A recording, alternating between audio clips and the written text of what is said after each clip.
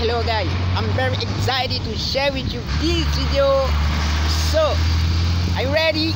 Let's go. Ok, je suis très content de partager avec vous cette vidéo que je fais maintenant.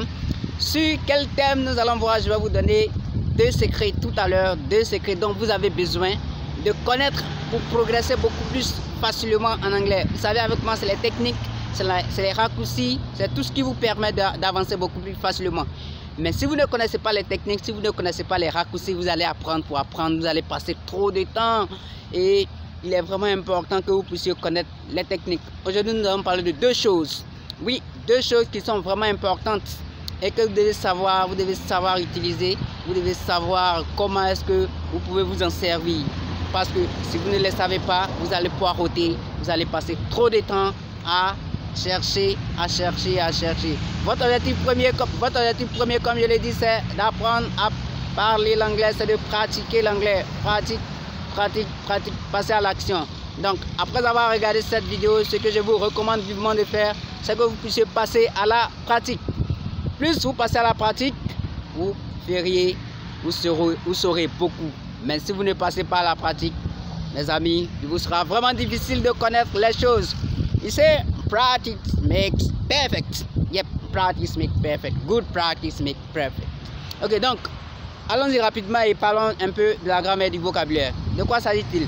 Vous savez, il y a beaucoup de personnes qui apprennent l'anglais et qui apprennent les langues passent trop de temps sur les règles grammaticales. Il y a d'autres personnes qui disent qu'on n'a pas besoin de la grammaire, d'autres personnes disent qu'il faut apprendre la grammaire, qu'il faut connaître toutes les règles grammaticales pour pouvoir mieux s'exprimer. D'autres disent qu'il faut s'exprimer tout simplement dans un vocabulaire assez simple ou dans un vocabulaire assez enrichi. Qui des deux a raison? Vous savez, si vous voulez construire une maison, vous commencez d'abord par faire quoi? Par acheter un terrain. Et si vous avez acheté le terrain, qu'est-ce que vous faites ensuite? Vous allez chercher des matériaux. Vous allez acheter le ciment, vous allez fabriquer les briques, vous allez payer des maçons pour qu'ils puissent venir faire la construction de la maison. Et je compare un peu le vocabulaire à ça. C'est la recherche de tout ce qui est matériaux en fait de construction.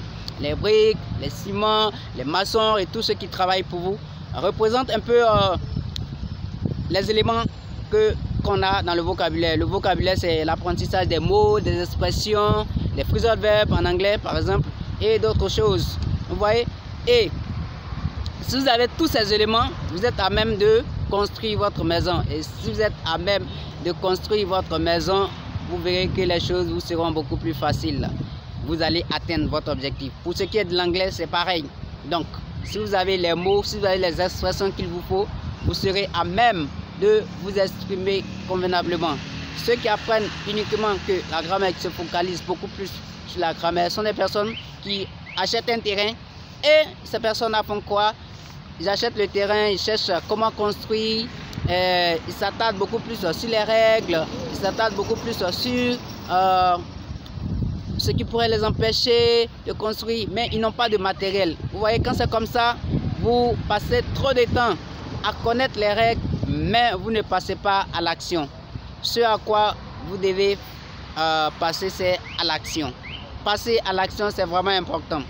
Donc, il vous faut enrichir votre vocabulaire.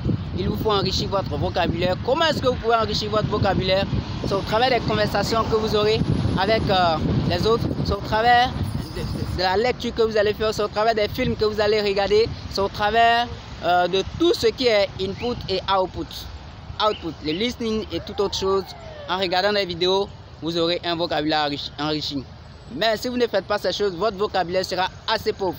Donc, vous avez besoin de connaître le vocabulaire, vous avez besoin d'enrichir votre vocabulaire. Si vous voulez enrichir votre vocabulaire, vous pouvez cliquer sur le lien qui est juste en bas de la vidéo, dans la description. J'ai fait la liste de 1000 mots, les 1000 mots les plus utilisés en anglais. Si vous connaissez 1000 mots, les 1000 mots les plus utilisés en anglais, vous êtes à même de vous exprimer convenablement en anglais. Mais, si vous ne connaissez pas les 1000 mots les plus utilisés, vous serez bloqué par moment. Vous voyez? Vous avez besoin de connaître ces 1000 mots. Maintenant, si je suis en train de dire qu'il n'est pas important de connaître la grammaire, non, il vous faut connaître la grammaire. Vous avez besoin de connaître la grammaire. Vous avez besoin de maîtriser tous les éléments de base de la grammaire. Et la grammaire, c'est l'ensemble de tout ce qui est règles. Et les règles, c'est la loi en fait. Je compare ça à quelqu'un qui va dans une nouvelle contrée. Quand vous allez dans une nouvelle contrée, ce que vous avez besoin de faire, c'est de connaître les règles de cette contrée. Si vous ne connaissez pas les règles de cette contrée, vous serez tout simplement exposé à tout ce qui est sanctions. Parce que si vous enfreignez aux sanctions, vous serez condamné. Et si vous êtes condamné, ce n'est pas bien pour vous. Donc, ce que vous devez faire, vous devez connaître les règles de grammaire. C'est important.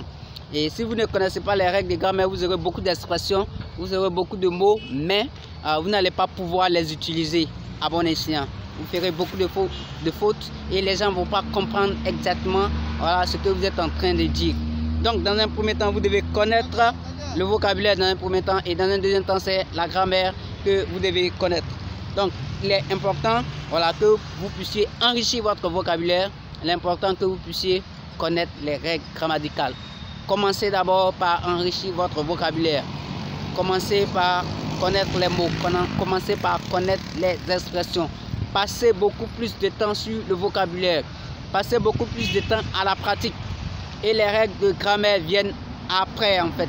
Mais si vous mettez les règles de grammaire devant et que vous négligez le vocabulaire, vous serez buté. Donc passez beaucoup plus de temps à lire. Passez beaucoup plus de temps à regarder les films, passez beaucoup plus de temps à pratiquer, surtout à pratiquer, à parler, à échanger avec les gens. Donc, ce sont des techniques dont vous avez besoin. Si vous voulez connaître aussi des techniques sur comment est-ce qu'il faut lire, parce qu'il ne faut pas lire pour lire, il faut lire avec des techniques. Je vous mets tout ça dans la description de la vidéo. Allez-y, téléchargez le e-book et vous verrez qu'il vous sera vraiment facile d'atteindre votre objectif qui est de parler anglais dans quelques mois. Donc, on va se dire au revoir. We keep in touch. I was very excited to make this video with you. So, see you and bye. Bye.